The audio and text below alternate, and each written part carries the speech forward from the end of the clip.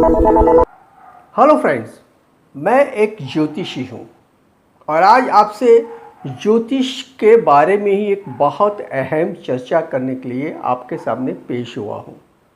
दोस्तों, आपकी कुंडली में सारे के सारे सितारे, सारे के सारे ग्रह बड़ी ही बदनसीबी की हो, फिर भी आपके जीवन में बहुत सारे नज़ारे खुश नसीबी के हो, क्या ये संभव है? चलिए इसी पे हम चर्चा करते हैं। दोस्तों, मैंने एक ज्योतिषियों के सम्मेलन में, जहाँ पे 100 से भी अधिक ज्योतिषी थे, जिनमें 70 से अधिक ज्ञानी थे और बाकी के ज्योतिष विद्या को सीख रहे थे, उस सम्मेलन में मैंने एक कुंडली पेश की और इस सम्मेलन के जो सबसे बुजुर्ग, सबसे विद्वान ज्योतिषी थे, उनसे मैंने विनती की कि हम इस कुंडली की चर्चा करें। उन्होंने खड़े होकर सबसे पहले जो वाक्य कहा वो यह था कि इस कुंडली में चर्चा करने के लायक कुछ भी नहीं है। मैंने कहा, आप ज्योतिष शास्त्र के सिद्धांतों के अनुसार ये कह रहे हैं कि इस कुंडली में चर्चा करने के लायक कुछ भी नहीं है, ठीक है? उन्होंने कहा बिल्कुल ऐसा ही है। मैंने कहा फिर भी आप मुझे इसका फल कथन दीजिए। उन्होंने कहा ठीक है। उन्होंने फल कथन शुरू किया। उन्होंने कहा, कुंडली में शुक्र, राहु, केतु, केंद्र में ये 3 ही ग्रह है और तीनों के तीनों अशुभ ग्रह है। पूर्व के पुण्य, भाग्य, कर्म, लाभ, इन सब के स्वामी भी 8वें अशुभ स्थान में है, मृत्यु के स्थान में है। और उसी 8वें अशुभ स्थान में सूर्य मंगल का अंगारक योग भी हो रहा है। मतलब कि ये कुंडली असफलताओं की, विफलताओं की, हताशाओं की, निराशाओं की कुंडली है। जो भी जातक है इस कुंडली का, उसके जीवन में व्यावसायिक असफलता उसे काफ़ी हद तक देखने को मिलेगी।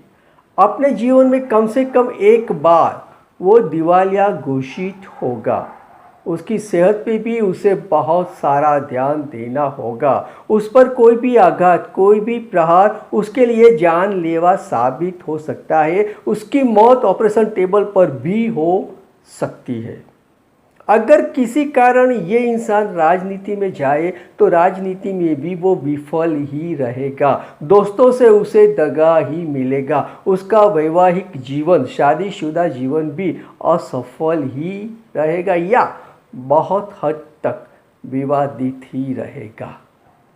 मतलब कि पूरे तौर पर देखें तो इस कुंडली में सकारात्मक कुछ भी नहीं है, नकारात्मक बहुत कुछ है। ये निराशाओं की, हताशाओं की, विफलताओं की कुंडली है। अब मैंने उनको और पूरे सम्मेलन को एक सच बताया। मैंने कहा, ये कुंडली अमिताभ बच्चन की कुंडली है। जी हाँ, ये कुंडली अमिताभ बच्चन की कुंडली है, जो मैं आपके स्क्रीन पर भी दिखा रहा हूँ। ज्योतिष के सिद्धांतों के अनुसार उन बुजुर्ग ज्योतिष ने जो भी कहा वो बिल्कुल सच है। अमिताभ के जीवन में वो सब कुछ हुआ है जो ज्योतिष के सिद्धांतों के अनुसार इस कुंडली के मुताबिक होना चाहिए।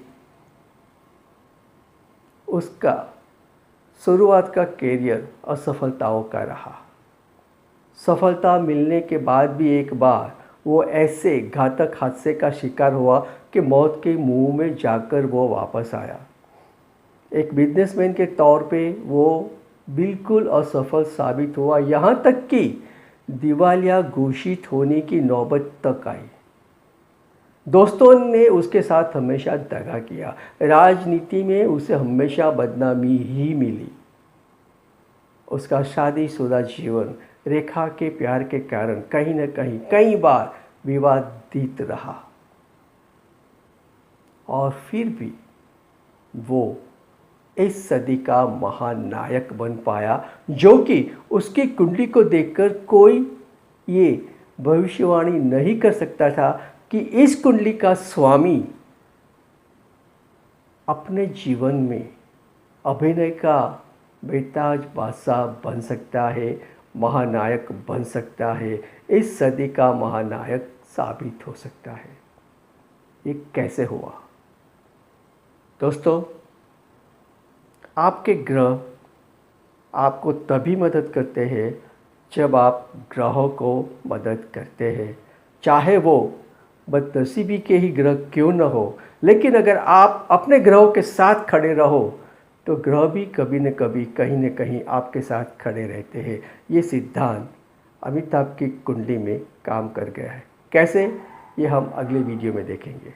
तब तक के लिए इस वीडियो को शेयर कीजिए, लाइक कीजिए, बेल आइकन के साथ सब्सक्राइब कीजिए और हमारे अगले वीडियो का इंतज़ार कीजिए।